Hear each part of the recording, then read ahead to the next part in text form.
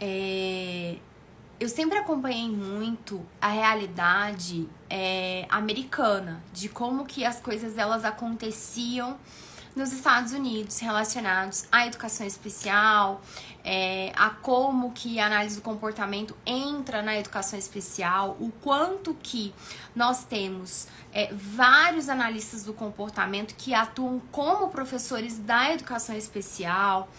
E aí eu resolvi ler mais, acompanhar um pouco mais da realidade brasileira, mas o que os teóricos brasileiros dizem, o que esses profissionais eles trazem pra gente.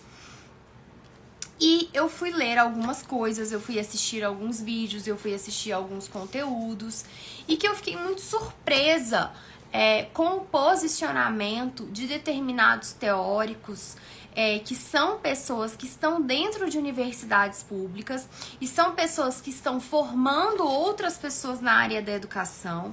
Muitas dessas pessoas, elas trabalham no atendimento educacional especializado, fazem parte de alguma forma de secretarias de educação, enfim.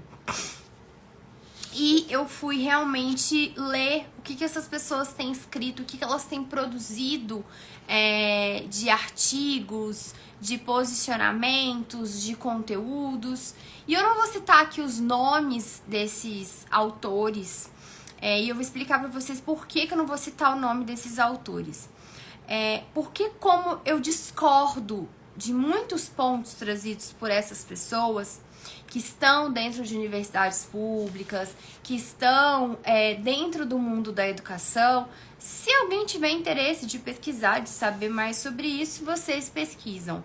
Por que eu não vou falar os nomes? Porque senão vira uma briga entre pessoas e não uma discussão de ideias. Muitas vezes as pessoas, os seus defensores, os seus apoiadores levam isso para o lado pessoal e não o lado profissional, que a gente tem que debater ideias e não debater pessoas. Então, por essa razão, eu não vou citar nomes de autores, tá certo?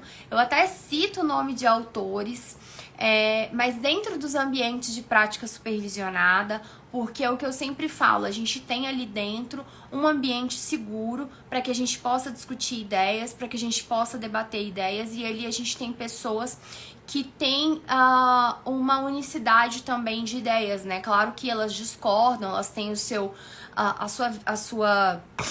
background, né? Toda a sua história que fazem parte aí do seu processo de formação, mas ali a gente tem um ambiente bacana para discutir essas ideias. Então eu não vou falar aqui porque senão vai virar um debate de pessoas, vai ficar parecendo que você está criticando a pessoa X e a pessoa Y, e no final das contas não é isso. A gente não está criticando ninguém. Nós estamos refletindo sobre alguns pontos que eu passei a ver que autores brasileiros falam sobre e que eu não concordo, que me incomodaram. Que quando eu comecei a discutir também com os nossos alunos daqui do IEAC, eles também concordaram comigo. Alguns conheciam esses autores, outros não.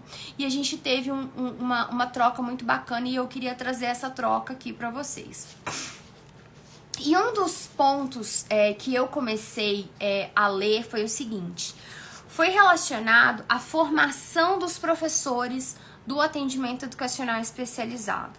Se esses professores, eles precisavam ou não de uma formação especializada. E a crítica que esses profissionais trazem é sempre que esses profissionais que eu estou lendo, esses teóricos da educação especial, da educação inclusiva, pessoas que estiveram junto do poder público para elaborar políticas nacionais relacionadas à educação inclusiva, essas pessoas, elas fazem uma crítica muito grande aos cursos, às formações especializadas, e claro que trazem aí a questão da grande oferta, trazem a questão do marketing, E a gente sabe que sim, existem muitos cursos. Eu tenho um viés, inclusive, ao falar sobre isso, haja vista que eu sou dona de uma empresa de cursos, sempre falei isso, falo isso abertamente, claramente, sem nenhum problema. Claro que existe essa questão, mas a gente sabe que o profissional, ele sempre precisa se capacitar em qualquer área. E uma coisa que muito me admirou, né, foi essa ideia de que o profissional, ele não precisa se capacitar de maneira especializada, que ele tem que ser um especialista no seu aluno que está ali dentro da escola, que está frequentando aquele atendimento educacional especializado. E uma coisa, ela não anula a outra. Então, assim, uma coisa, você entender sobre transtornos, você saber das características, você entender daquilo, não anula o fato de você precisar entender sobre aquele indivíduo que está na sua frente. Eu não vejo, claro que nós temos muitas pessoas com ideias ainda muito atrasadas do que é o autismo, ou associando com os estereótipos que a pessoa cria, né, pensando, o autista ou é aquele indivíduo com deficiência intelectual automaticamente, que tem problemas cognitivos, ou é aquele muito inteligente, superdotado. Então a gente tem os dois pontos de estereótipos. Claro que não é para que a gente possa criar estereótipos, né, mas sim pensar realmente que a gente precisa sim se especializar, que a gente precisa sim se capacitar. Então, assim, são coisas que me chamaram muito a atenção. E que é como se quando você se capacita, quando você se especializa, é como se você estivesse deixando de olhar para o sujeito, para suas possibilidades, para suas capacidades, e estivesse rotulando ele apenas com uma visão do diagnóstico. E não é isso que muitos profissionais que vão buscar capacitação, que eles vão fazer, não, muito pelo contrário, eles geralmente não têm essa postura de forma alguma. É claro que a gente tem sim essa ideia, né, é muito discutida a ideia do modelo médico da deficiência, o modelo social versus o modelo médico da deficiência. Depois vocês podem procurar para ler mais sobre isso. Mas é claro que o profissional do atendimento educacional especializado, ele precisa se capacitar sim. E é aquela mesma conversa que eu já venho falando há algum tempo para vocês. Que o professor que está dentro da sala de aula, ele precisa sim estar preparado, ou ele precisa se preparar para receber uma grande variedade de indivíduos que estarão dentro da sua sala de aula. Não só indivíduos que possam ter algum transtorno, que possam ter alguma dificuldade, ou que possam estar em uma situação socioemocional, uma situação econômica de vulnerabilidade. Isso acontece muito com os profissionais da escola pública, que lidam com uma grande variedade de indivíduos, com diversas questões que vão muito além de transtornos do neurodesenvolvimento ou de uma dificuldade de aprendizagem, porque às vezes a gente vive na bolha da educação particular, né, da escola particular, e eu me incluo dentro dessa bolha. Mas a gente precisa pensar em termos de políticas públicas, a gente precisa pensar muito para além da nossa bolha. Então, assim, acho extremamente nada a ver, um modelo assim que não casa com a realidade. Então, assim, vou até ler aqui um trechinho para vocês que é trazido dentro de um desses textos que eu li. Eles trazem assim, né? Vou abrir aspas aí. Entretanto, no momento em que novos experts chegam de suas especializações e ficam frente a frente com o aluno, percebem que todo o estudo de sua deficiência não é nem nunca será capaz de dar-lhes as ferramentas necessárias para que saibam ensinar esse tipo específico de pessoa. Então, ou seja, gente, se estudando, já tá difícil. Se você não estudar, então, será que o caminho é você não estudar, você não se especializar? Porque a teoria, ela está muito longe da prática. Então, se o que você está estudando na teoria está extremamente desconectado com a sua prática, talvez você deve rever os cursos que você está fazendo, as especializações que você está fazendo, e não necessariamente jogar a culpa no ato de fazer as especializações, de se capacitar. Então, é totalmente, equivocado. Então aqui, continuando. Começam a perceber que o Jorge, que é autista, não aprende da mesma forma que Maria, também é autista. Mas isso é o beabá, isso é o óbvio de qualquer pessoa que trabalha com autismo, sabe disso. Tem que ser uma pessoa realmente que muito iniciante, assim, sem comentários, né? Eu realmente... os alunos que vêm buscar formações com a gente, eles sabem isso de cor e salteado. Bom, eis para nós, continuando aqui, eis para nós o resumo.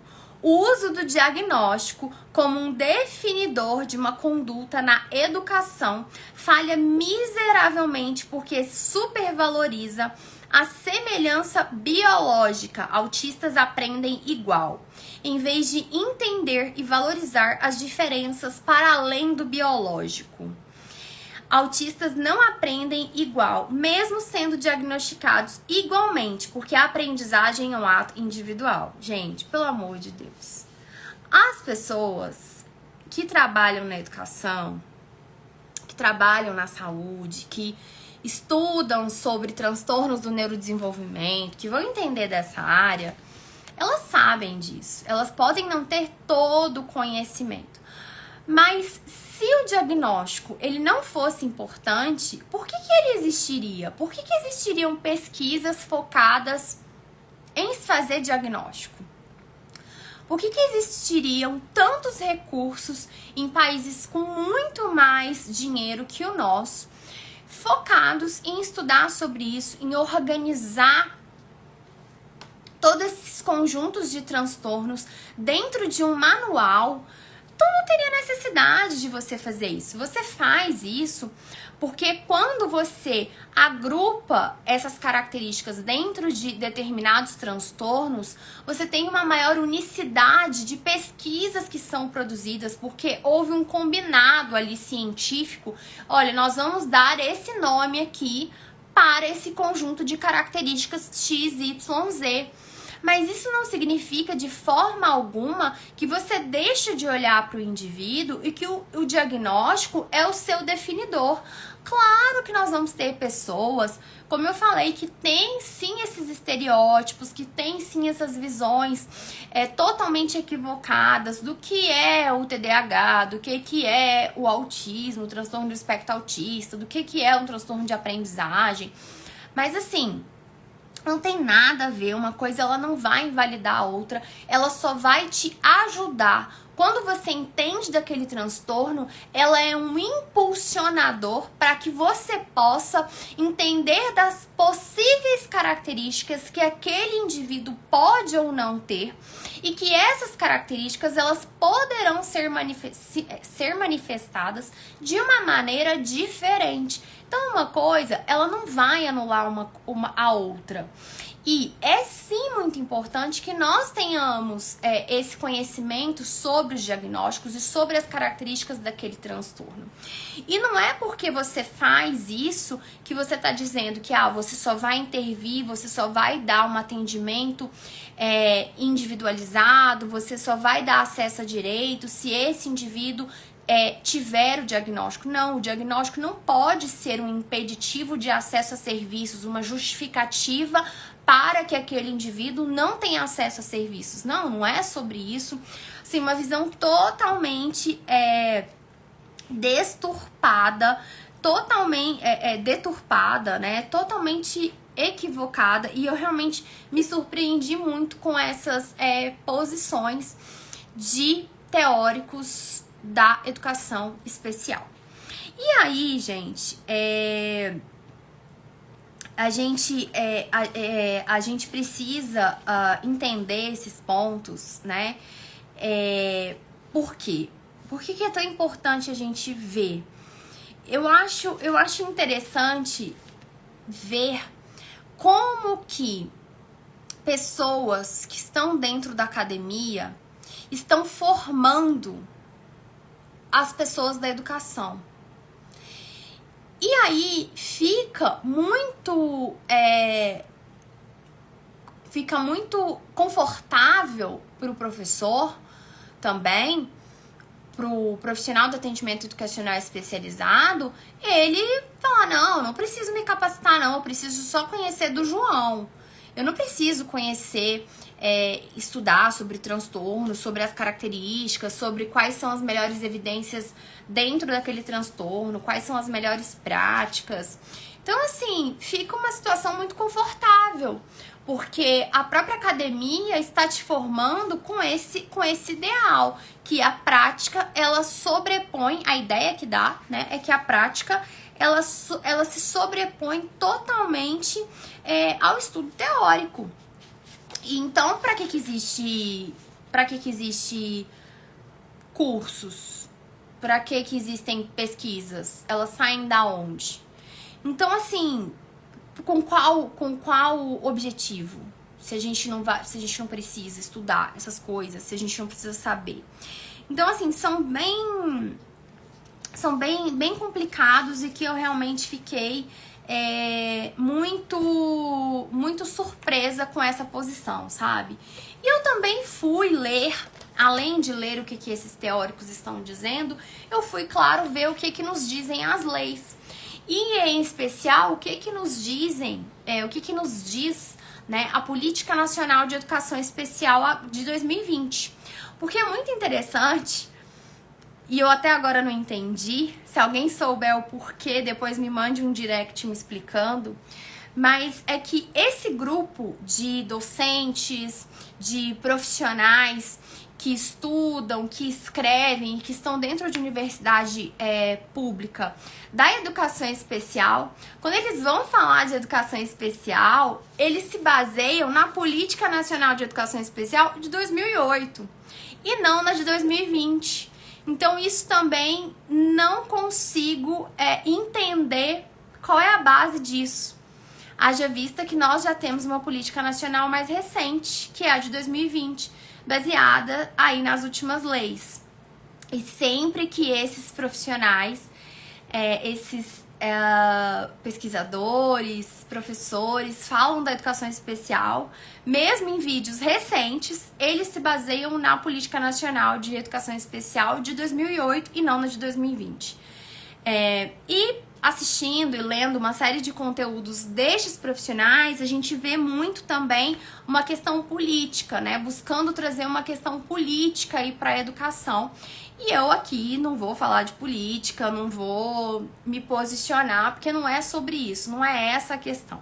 Nós temos que pegar a lei mais atual, as diretrizes, as normativas mais atuais e nos basearmos nela.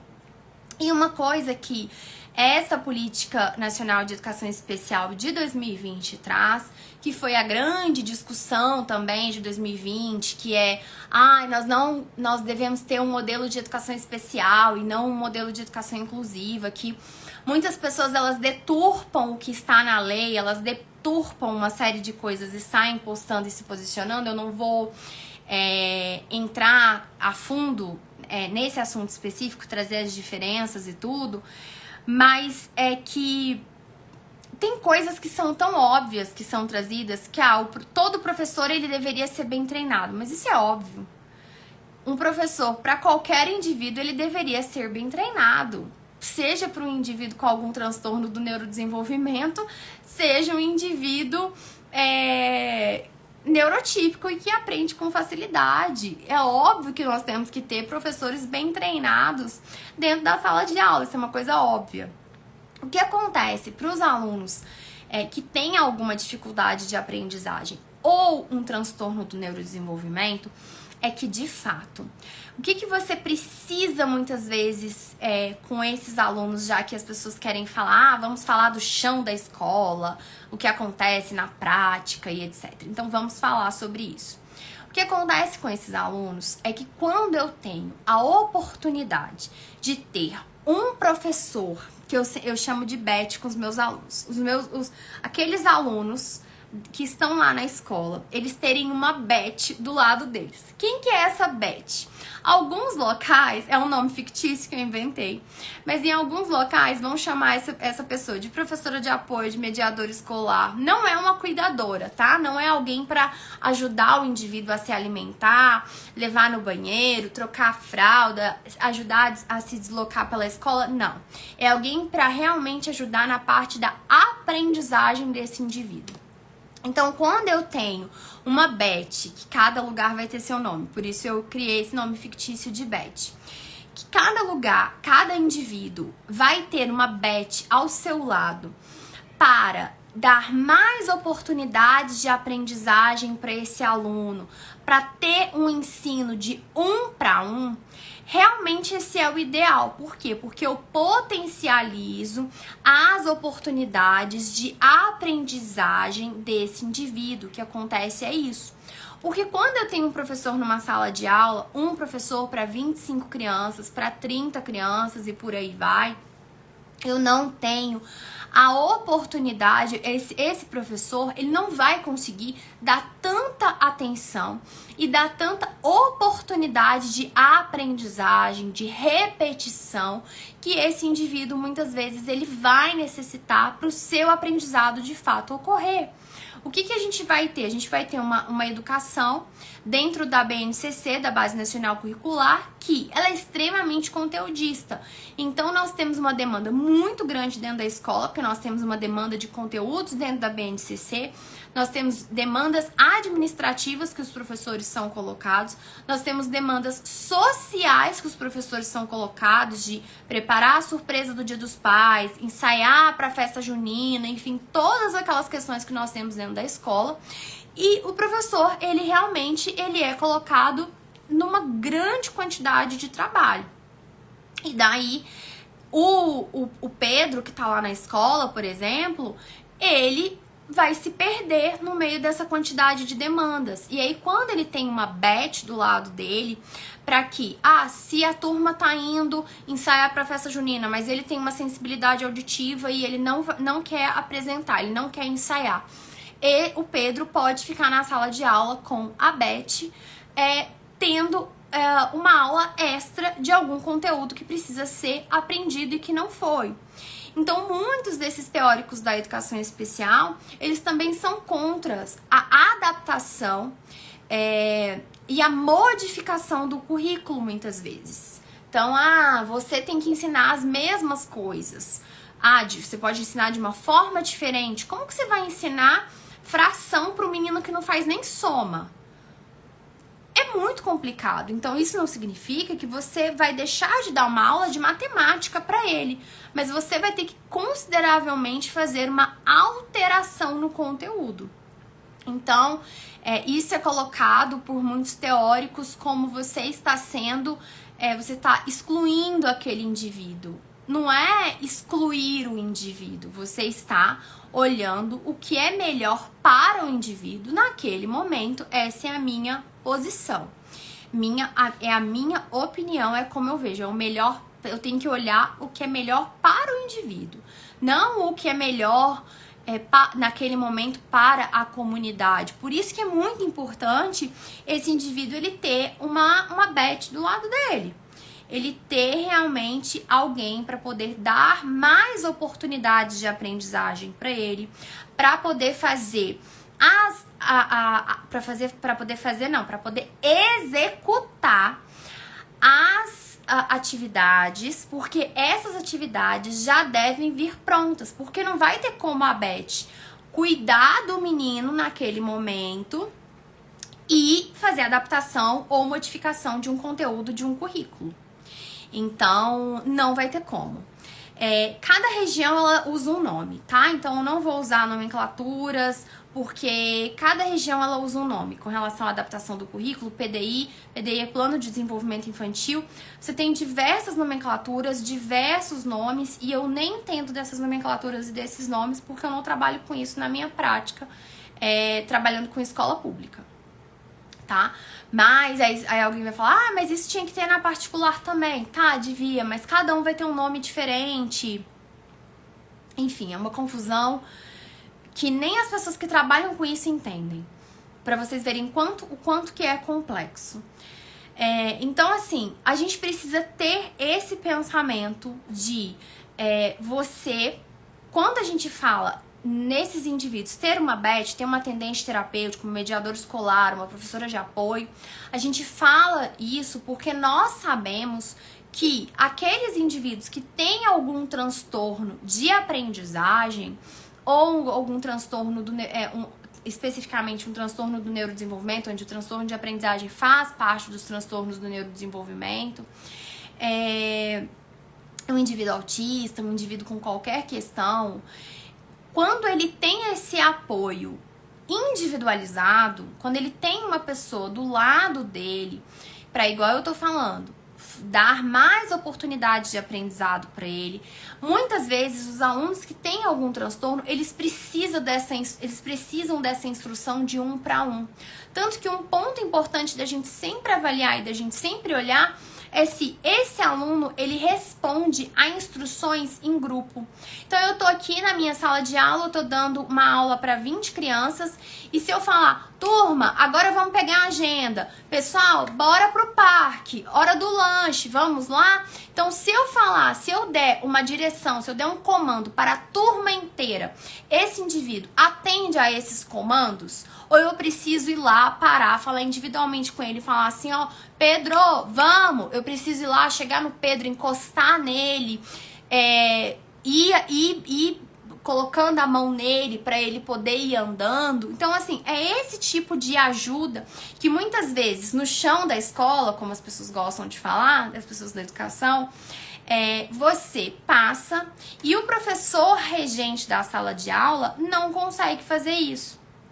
Por isso que eu preciso de ter um fulano, eu preciso ter uma BET exclusiva para aquele fulano. Não só para dar essas ajudas, mas no momento que a professora estiver lá ensinando o conteúdo, muitas vezes a BET vai estar ensinando o conteúdo, seja aquele mesmo conteúdo ou seja um conteúdo com uma adaptação para o Pedro.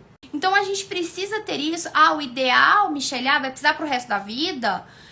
O ideal não era que ele conseguisse apenas com a instrução, o comando, a explicação do professor, que ele conseguisse aprender? Seria, mas aí provavelmente ele não teria um transtorno do neurodesenvolvimento, ele não teria uma dificuldade de aprendizagem. Esse é o ideal, esse é o ponto que a gente gostaria de chegar. Mas nem sempre a gente consegue, nem sempre a gente vai conseguir, nem sempre a gente vai conseguir naquele momento fazer esse tipo de coisa.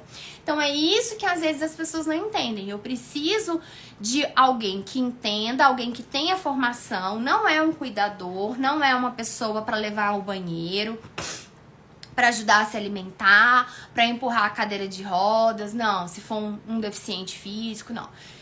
No caso, quando a gente fala de questões cognitivas, como o autismo, como um transtorno de aprendizagem, como o TDAH, eu preciso de uma pessoa que tenha uma capacitação, que possa saber ensinar aquele conteúdo, que possa saber dar uma instrução, que possa saber fazer manejos de possíveis problemas de comportamento, que possa conseguir motivar esse aluno, reforçar os comportamentos adequados dele, para que o processo de aprendizagem dele possa ser potencializado. E o que acontece é que o professor, quando ele tem uma demanda de muitas crianças, 20, 25, 30 crianças, que sejam 15 crianças, ele sozinho, ele não dá conta dessa demanda. Por isso que eu preciso de uma instrução de 1 para 1. Eu preciso de um adulto para um indivíduo. esse é muitas vezes o modelo ideal, um modelo que custa caro, um modelo complicado, mas do ponto de vista de eficiência e efetividade, sim, seria o modelo mais adequado para muitas e muitas crianças. Ah, são todas crianças que precisam? Não, a gente nunca pode generalizar. Nós nunca vamos generalizar. A gente precisa sempre olhar cada caso, cada situação, como é que é o perfil daquela sala, como é que é o perfil daquela professora. Mas sim, em muitos casos nós vamos precisar sim. E aí entra uma outra discussão, que é também qual que é o papel do atendimento educacional especializado, que o atendimento educacional especializado, existem pessoas que defendem que ali não é um lugar para fazer reforço escolar, mas é para eliminar as barreiras e dar acessibilidade ao conteúdo. Só que como que eu vou dar acessibilidade a um conteúdo no turno regular, sendo que aquele indivíduo não tem comportamentos pré-requisitos necessários para a aquisição daquele conhecimento? Então você vai ter que voltar no conteúdo para ensinar outras coisas para depois que você ensine o que tá sendo ensinado dentro do turno regular. Então todos esses pontos, eles são muito importantes da gente avaliar, da gente refletir, e que são coisas que são passadas e acabam que não são feitas. Então, assim, seja um professor, se você trabalha com educação especial, ou seja, se você é um professor de sala de aula, como eu sempre falei, o professor de sala de aula, ele não tem direito de escolha de quem que vai estar na sala dele. Se na sala dele vão ter só crianças lindas, brilhantes, bem educadas, ele não vai ter como escolher. Ele precisa estar preparado para ter uma turma heterogênea. Ele precisa estar preparado para receber um indivíduo com algum transtorno do neurodesenvolvimento ou uma dificuldade de aprendizagem. Claro que quando esse indivíduo tem uma Beth ali do lado dele, não quer dizer que o professor deixa de ser professor do Pedro. Ele continua sendo professor, ele continua sendo necessário, uma figura muito importante na vida daquela criança, mesmo que ele tenha a Beth do lado dele.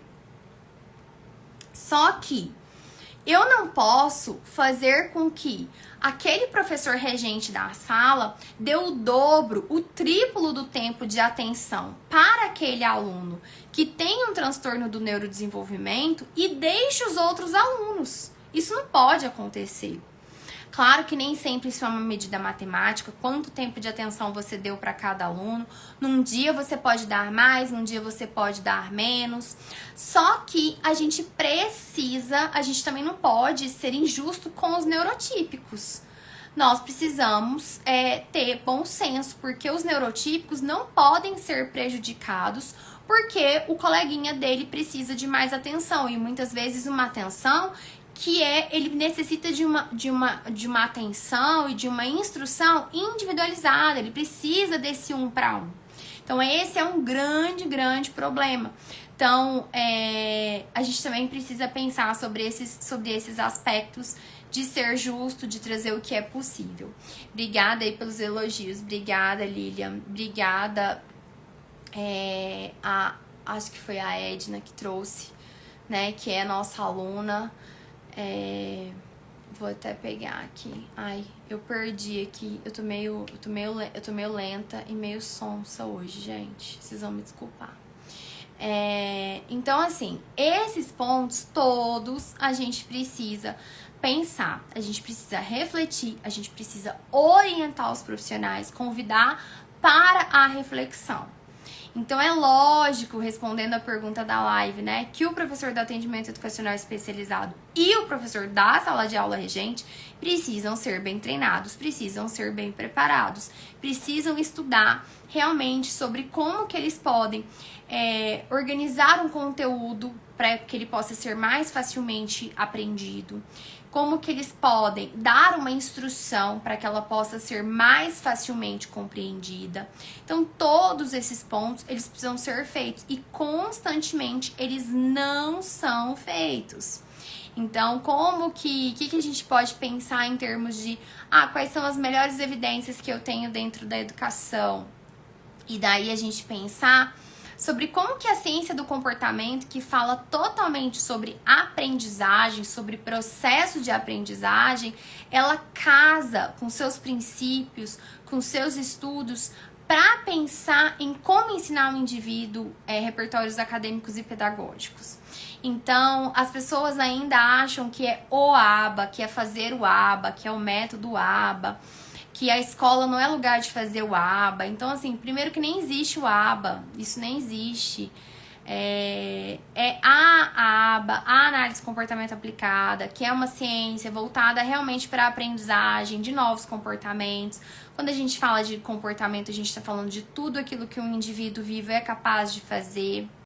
Então, as pessoas não sabem os conceitos e elas acham que é terapia. E aí, se é terapia, ela tem que ser feita lá na clínica e esses conhecimentos não precisam ser utilizados dentro da escola. Logo, esses profissionais não precisam se capacitar nisso. Então, se assim fosse, a gente não teria um módulo dentro da nossa pós-graduação totalmente focado em análise do comportamento para a educação. Então, as pessoas não entendem e elas realmente querem dar opinião sobre uma coisa que elas não entendem.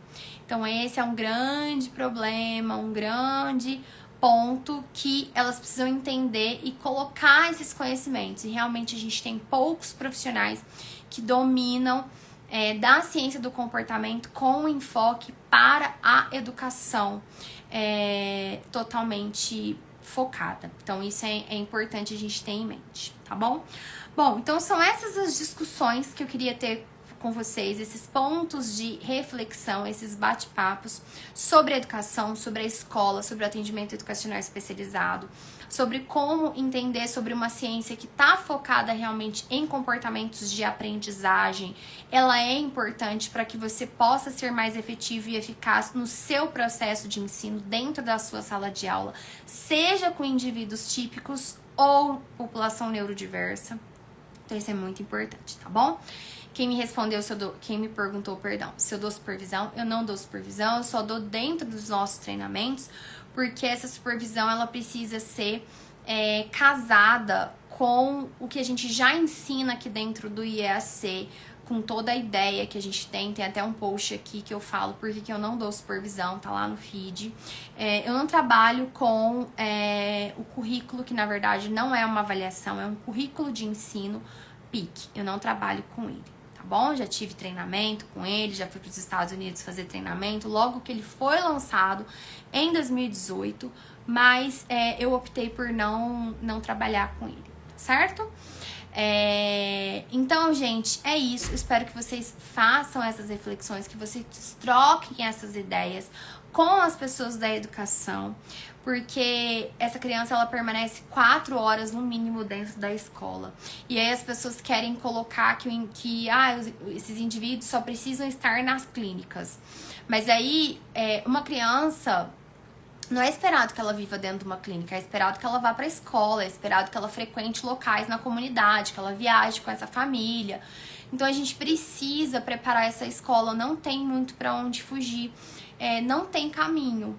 Então, e outra coisa, muitas dessas pessoas que atuam na clínica fazendo esse tal de ABA, né, que eles gostam de falar, que as pessoas nem sabem, nem entendem, ainda tem essa fala de o ABA, fazer o ABA.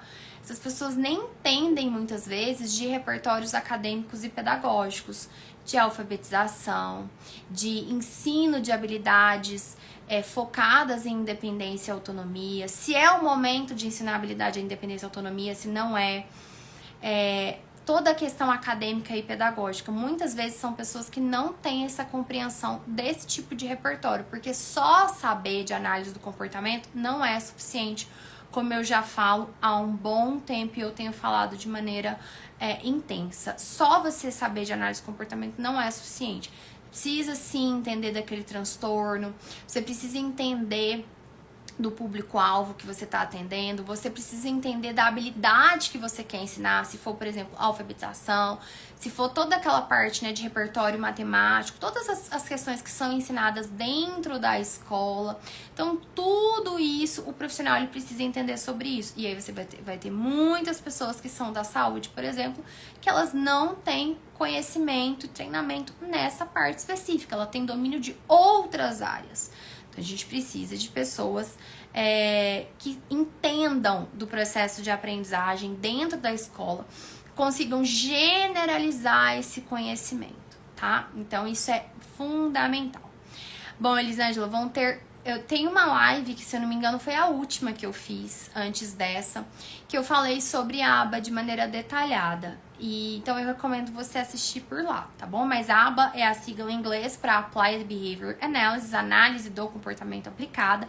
Não é um método, não é uma coisa, é uma ciência. E dentro dessa ciência existem métodos, existem procedimentos, existem princípios, existe até uma filosofia que pessoas mais apaixonadas aí, elas levam isso até muito a ferro e fogo. Mas lá tem uma live, eu acho que, se eu não me engano, foi a última, que eu tô de cabelo preso e blusa branca, que eu expliquei tintim por tintim agora, mais recentemente, acho que foi até semana passada. Então eu te convido aí a assistir no feriado. Acho que até já está no YouTube, acho que já está nas plataformas de podcast. Então todas essas lives que eu faço aqui, elas vão pro YouTube, porque lá no YouTube vocês assistem com maior conforto. Também em todas as plataformas de podcast, que aí vocês podem só ouvir o áudio, lavando louça, colocando roupa na máquina, dobrando roupa, né? Pra quem exerce as funções aí de dona de casa, tá bom? Bom, pessoal, é isso por hoje. A gente ainda vai conversar muito sobre essas questões de educação especial, de inclusão escolar, dessa necessidade de capacitar esses profissionais do ambiente escolar, tá bom? Por hoje é isso. Hoje realmente eu tô mais acabadinha, mais abatidinha aí, com essas questões de saúde, desse tempo tão seco. Então vou pedir licença pra vocês, mas deixo vocês com todos os milhares de conteúdos aí que nós temos e esses pontos de reflexão que são tão importantes, e que eu vejo que, de fato, como é triste você ver que o tempo dentro da escola, ele não é aproveitado. E aí aqueles que têm mais condição financeira vão correr atrás disso em clínicas, em terapias domiciliares com outros profissionais. Mas essas crianças vão para a escola, então acaba que você tem que colocar as terapias, mais a escola, mais uma atividade física, e aí é quando a gente começa a sentir muito também essas crianças muito sobrecarregadas, cheias de atividades, essa ideia errada que as pessoas têm de aba 40 horas por semana, que elas nem sabem, né? Aí outra concepção errada. Enfim, é muita desinformação. Então, o único caminho de libertação para vocês é a informação. E a informação correta, precisa, de pessoas que sabem o que estão falando. Nós, infelizmente, vamos ter muitas pessoas que não sabem o que estão falando. Não tô dizendo aqui que sou só eu que sei. Não, desconfiem de tudo, inclusive de mim. Vão pesquisar, vão saber, né? Mas é como eu sempre falo, o tempo é o senhor da razão. E aí ele acaba mostrando as coisas, essas famílias acabam vivendo situações que elas vão vendo com os próprios olhos. Então, a gente precisa refletir, pensar e estudar. Porque se estudando já tá difícil, imagina sem estudar, né? Sem estudar, aí que realmente o negócio vai ficar complicado, tá bom?